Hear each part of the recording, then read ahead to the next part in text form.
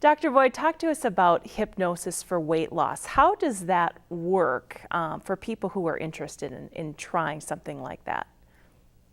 Well, first of all, it's a good idea to understand what hypnosis is and isn't. I think in the public view, there tends to be a stereotype about hypnosis, the kind of thing that you might see at a mall somewhere where a hypnotist brings several people up on a stage and begins to ask this group questions and gradually eliminates the group of people down to 4 or 5. And then begins to either use a watch that he or she will swing in front of the eyes of the various subjects, at which point they seem to go into a trance, and on the instructions of the hypnotist will do things like believe that they're freezing cold or that it's roasting hot, and when in fact it's a normal room temperature, and you'll actually see the person behaving as if that's so. That's not what psychological or clinical hypnosis is all about. It's about helping a person basically do things that they still want to do themselves. So hypnosis can't make you do anything you don't really want to do anyway. Hypnosis also is not a replacement for willpower. It's not a easy way to accomplish difficult things. It has no special power in that sense. But what clinical hypnosis does have is it has the ability to plant in your subconscious mind cues or ideas that can help distract you, for example, when you're hungry, or help you find relaxation when you're stressed and are tempted to eat, or help strengthen within you the resolve to stick with a weight program or a lifestyle program such as we've discussed in the show today. So hypnosis in a clinical setting involves helping the person enter into a deep state of relaxation. That's typically done through having them focus on, for example, the area where the ceiling meets the wall, creating a certain amount of eye fatigue, and helping the person get into a relaxed state. Sometimes we'll distract the person, get them to relax by an exercise where we have them clasp their hands tightly, and they pull their 2 fingers, their index fingers, as far apart as they can. And you'll notice that the person's hands will tend to tremble.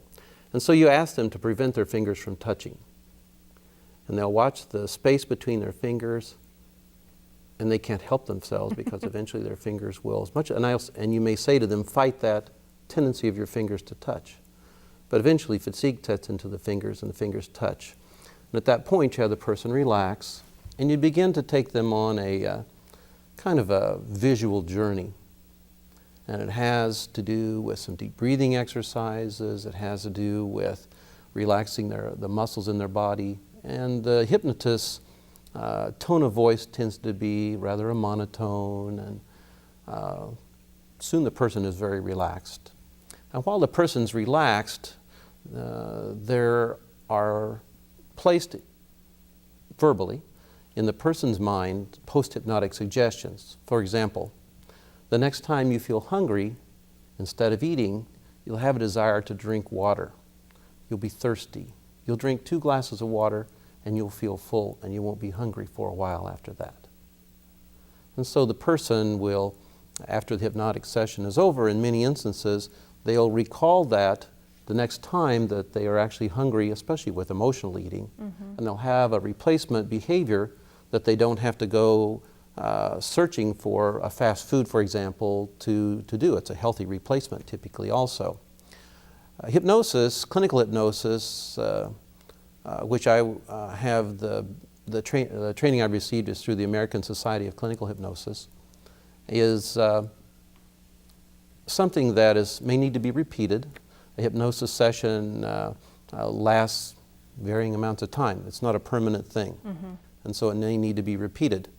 But the point of hypnosis with healthy lifestyles, food control and the like, is that it's an additional tool.